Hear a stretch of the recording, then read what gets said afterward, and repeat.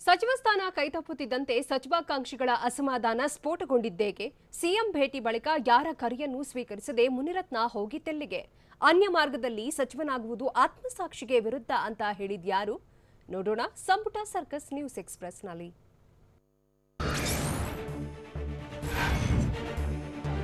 ಸಚಿವ ಸ್ಥಾನ ಕೈತಪ್ಪುತ್ತಿದ್ದಂತೆ ಸಚಿವಾಕಾಂಕ್ಷಿಗಳ ಅಸಮಾಧಾನ ಸ್ಫೋಟಗೊಂಡಿದೆ. ಶಿವಮೊಗ್ಗದಲ್ಲಿ ಬಿಜೆಪಿ ಜನಸೇವಕ ಸಮಾವೇಶಕ್ಕೆ ಶಾಸಕ ಆರಗ ಜ್ಞಾನೇಂದ್ರ ಗೈರಾಗಿದ್ದಾರೆ. ತೀರ್ಥಹಳ್ಳಿ ಕ್ಷೇತ್ರದಿಂದ 4 ಬಾರಿ ಶಾಸಕರಾಗಿ ಆಯ್ಕೆಯಾಗಿರುವ ಆರಗ ಜ್ಞಾನೇಂದ್ರ ಸಚಿವ ಸ್ಥಾನದ ನಿರೀಕ್ಷೆಯಲ್ಲಿದ್ದರು. ಇನ್ನು ಸಚಿವ ಸ್ಥಾನ ಸಿಗದಕ್ಕೆ ರೆಡ್ಡಿ ಬ್ರದರ್ಸ್ ಅಸಮಾಧಾನಗೊಂಡಿದ್ದು ಬಿಜೆಪಿ ಸಮಾವೇಶಕ್ಕೆ ಗೈರಾಗಿದ್ದಾರೆ. ಸೋಮಶೇಖರ್ ರೆಡ್ಡಿ, ಕರುಣಾಕರ ರೆಡ್ಡಿ ಸಚಿವ ಸ್ಥಾನದ ಆಕಾಂಕ್ಷಿಗಳಾಗಿದ್ರು. ಆದರೆ ಸಚಿವ ಸ್ಥಾನ ಸಿಗದಿದ್ದಕ್ಕೆ ಹೊಸಪೇಟೆ ನಗರದ ಬಿಜೆಪಿ ಜನಸೇವಕ ಸಮಾವೇಶಕ್ಕೆ ಗೈರಾಗಿದ್ದಾರೆ.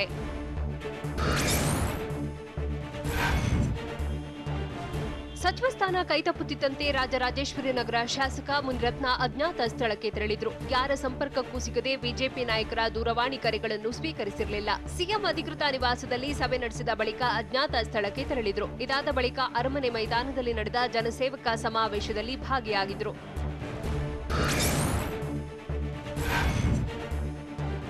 ಸಚಿವ ಸ್ಥಾನ ಸಿಗದಿದ್ದಕ್ಕೆ ಎಸ್ಎ ರಾಮದಾಸ್ ಅಸಮಾಧಾನ ವ್ಯಕ್ತಪಡಿಸಿದ್ದಾರೆ. ಇದು ಹಳಿಯ ಮೈಸೂರು ಪ್ರಾಂತ್ಯಕ್ಕೆ ಆಗಿರುವ ಅನ್ಯಾಯ. ನಾನೊಬ್ಬ ನಿಜವಾದ ಸ್ವಯಂ ಸೇವಕ ಎಂದು ರಾಮದಾಸ್ ಟ್ವೀಟ್ ಮಾಡಿದ್ದಾರೆ. ಅನ್ಯ ಮಾರ್ಗದಲ್ಲಿ ಸಚಿವನಾಗುವುದು ನನ್ನ ಆತ್ಮಸಾಕ್ಷಿಗೆ ವಿರುದ್ಧವಾದದ್ದು. ಜಿಲ್ಲೆಯ ಬೇರೆ ಯಾರನ್ನಾದರೂ ಮಂತ್ರಿ ಮಾಡಬಹುದಿತ್ತು. ನಾನು 28 ವರ್ಷದಿಂದ ಪಕ್ಷಕ್ಕೆ ನಿಷ್ಠೆಯಿಂದ ಇದ್ದೇನೆ ಅಂತ ಟ್ವೀಟ್ ಮೂಲಕ ಅಸಮಾಧಾನ ಹೊರಹಾಕಿದ್ದಾರೆ.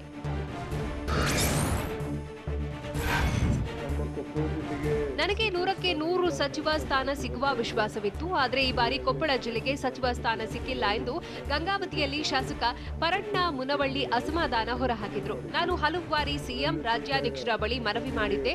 ಈಗಲೂ ನಾನು ಸಿಎಂಗೆ ಮನವಿ ಮಾಡುತ್ತೇನೆ. ಗಂಗಾವತಿಗೆ ಆದ್ಯತೆ ಕೊಡಬೇಕು ಅಂತ ಹೇಳಿದ್ರು.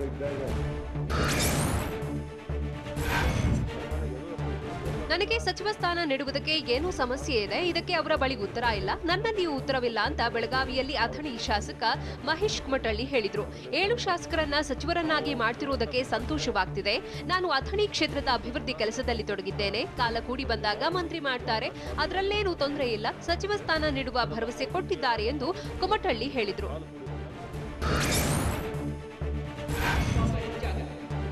ಯೋಗ ಇದ್ದವರು ಸಚಿವರಾಗಿದ್ದಾರೆ ಅಂತ ಶಿವಮೊಗ್ಗ ನಗರದಲ್ಲಿ ಬಿಜೆಪಿ ರಾಷ್ಟ್ರೀಯ ಪ್ರಧಾನ ಕಾರ್ಯದರ್ಶಿ ಸಿಟಿ ರವಿ ಹೇಳಿದರು.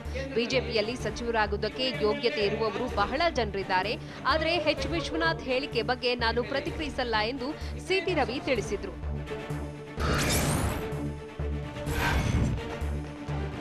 ಅಬಕಾರಿ ಸಚಿವ ನಾಗೇಶ್ಗೆ ಸಚಿವ ಸ್ಥಾನ ಕೈತಪ್ಪಿದ್ದಕ್ಕೆ ಸ್ವಕ್ಷೇತ್ರದಲ್ಲಿ ಸಂಭ್ರಮಿಸಲಾಗಿದೆ. ಕೋಲಾರ ಜಿಲ್ಲೆಯ ಮುಳಬಾಗಿಲು ನಗರದ ಸೌಂದರ್ಯ ಸರ್ಕಲ್ನಲ್ಲಿ ಪಟಾಕಿ ಸಿಡಿಸಿ ಸಿಹಿ ಹಂಚಿ ಸಂಭ್ರಮಿಸಿದ್ದಾರೆ.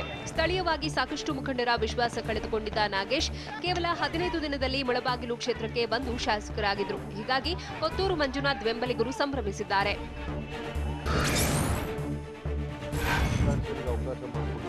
ರಾಜ್ಯ ಬಿಜೆಪಿ ಸರ್ಕಾರ 7 ಜನರನ್ನ ಸೇರಿಸಿಕೊಂಡ್ರೂ ಟೇಕ್ ಆಫ್ ಆಗಲ್ಲ ಅಂತ ಮೈಸೂರಿನಲ್ಲಿ ವಿಪಕ್ಷ ನಾಯಕ ಸಿದ್ದರಾಮಯ್ಯ ಹೇಳಿದ್ರು. ಮಂತ್ರಿಮಂಡಲ ಪೂರ್ತಿಯಾದ ತಕ್ಷಣ ರಾಜ್ಯ ಬಿಜೆಪಿ ಸರ್ಕಾರ ಪರಿಪೂರ್ಣ ಆಗುವುದಿಲ್ಲ. ಸರ್ಕಾರ ಈಗಾಗಲೇ ಅಧೋಗತಿಗೆ ಹೋಗಿದೆ. ಅಸಮಾಧಾನದಿಂದ ಮತ್ತಷ್ಟು ಅಧೋಗತಿಗೆ ಹೋಗುತ್ತೆ ಅಂತ ಸಿದ್ದರಾಮಯ್ಯ ಭವಿಷ್ಯ ನುಡಿದ್ರು.